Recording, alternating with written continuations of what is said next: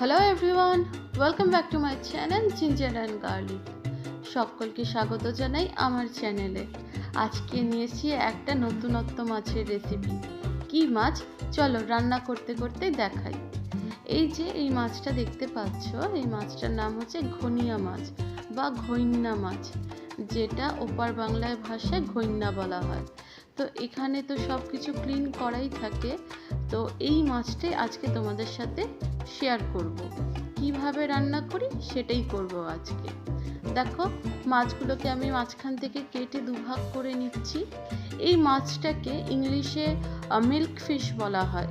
খেতে অনেকটা ইলিশ মাছের মতো লাগে, কিন্তু টেস্টি মাছ। আর হ্যাঁ, এই মাছটা যতটা না তাজা খাওয়া হয়, এর থেকে বেশি পপুলার বা জনপ্রিয় হলো এই মাছটা শুটকি, মানে ঘৈন্না মাছের শুটকি, যেটা ভীষণই পপুলার আর খুবই কিন্তু সুস্বাদু।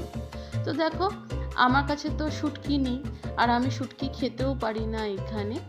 আর দেখো, তার জন্য আমি ভাবলাম যে ঠিক আছে, আজকে তাহলে এইভাবে রান্না করা যাক। তাজা মাছ, ওই তাজা ফ্রোজেন মাছই তো, এটাকে আজকে রান্না করব।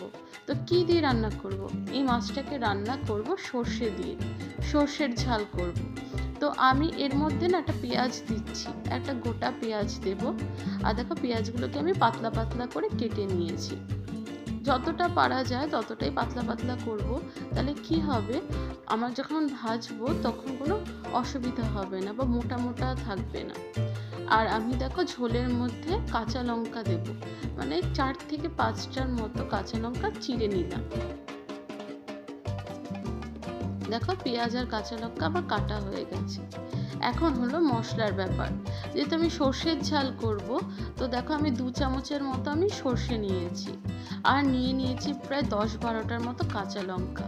আমি ঝালই করব, যথেষ্ট ঝাল হবে, তাহলেই খেতে ভালো লাগবে। আর দেখো, আমি 2 কোয়া রসুন নিয়েছি, এই ছোট ছোট 2 কোয়া রসুন আমি একটু জল দিয়ে ভিজিয়ে রাখছি, যাতে আমার পেস্ট হতে সুবিধা হয়। দেখো, আমি পেস্ট করে নিয়েছি। এই পেস্টটা দিয়ে মাছের ঝাল করব, আর খেতে কিন্তু খুব ভালো লাগবে। যারা যারা ওপার বাংলার মানুষ, যারা ঘৈন্না মাছ চেনো বা জানো, তারা কিন্তু অবশ্যই একবার এইভাবে রান্না করো, তাহলে কিন্তু খেতেও ভালো লাগবে আর কিন্তু মুখেও লেগে থাকবে। তো মাছগুলোকে না আমি একটু ভালো করেই ভেজে নেব, যেহেতু এটা বরফের মাছ। ভালো করে ভাজলে কি হবে, গন্ধটা থাকবে না। আর সত্যি কথা বলতে কি, এই মাছটা যখন আমি রেঁধে খেয়েছি, তখন কিন্তু খেতে খুবই সুস্বাদু হয়েছিল আর খুবই ভালো লেগেছিল। তো দেখো, মাছটাকে ভালো করে আমি ভেজে নিলাম এপিট ওপিট করে। আরেকটা কথা, যদি আমার ভিডিওগুলো তোমাদের ভালো লেগে থাকে, তাহলে প্লিজ একটা লাইক করো, কমেন্ট করো, শেয়ার করো, সাবস্ক্রাইব করো।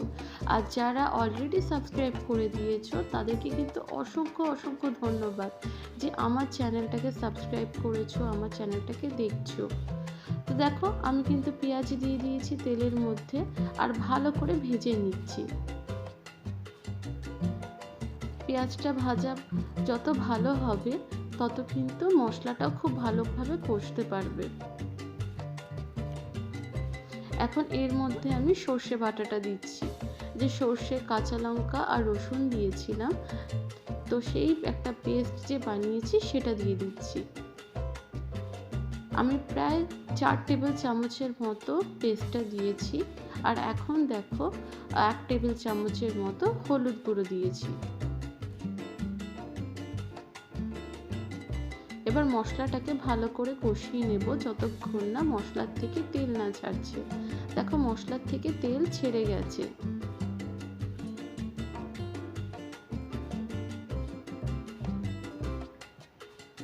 মশলাটা কিন্তু খুব একটা বেশি হয়নি, যেটা দেখে মনে হচ্ছিল যে প্রচুর মশলা, কিন্তু একদম এই মশলাটাই হচ্ছে পারফেক্ট। বেশি একটা ঘনও হবে না, আবার খুব একটা পাতলাও হবে না। আমি পরিমাণ মতো জল দিলাম, যতটুকু ঝোল লাগবে।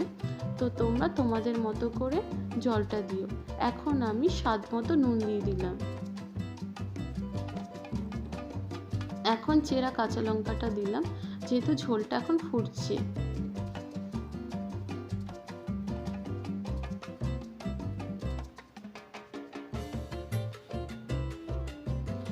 এখন ভেজে রাখা মাছগুলো এক এক করে দিয়ে দিচ্ছি। আর হ্যাঁ, এখানে কিন্তু আমি এক ফোঁটাও শুকনো লঙ্কার গুঁড়ো বা জিরের গুঁড়ো এগুলো কিছুই ব্যবহার করিনি। শুধুমাত্র সর্ষে বাটা, কাঁচা লঙ্কা, 2 কোয়া রসুন আর এই পেঁয়াজ, এই দিয়েই আমি কিন্তু মাছের ঝোলটা রান্না করেছি। যদি তোমরা পারো প্লিজ এই সেম প্রসেসেই রান্নাটা করো, তাহলে কিন্তু খেতে ভালো লাগবে।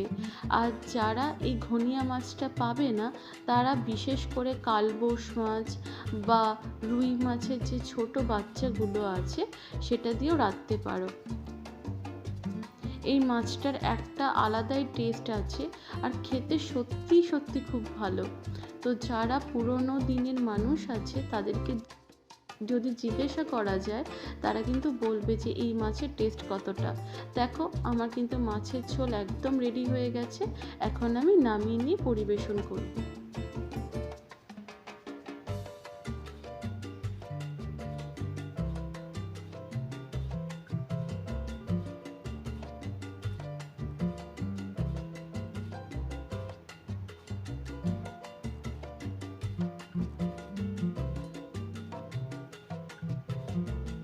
দেখো, মাছের ঝোল একদম রেডি। যদি তোমাদের এই রান্নাটা ভালো লেগে থাকে, তাহলে অবশ্যই একটা লাইক করবে, শেয়ার করবে, কমেন্ট করবে আর সাবস্ক্রাইব করবে।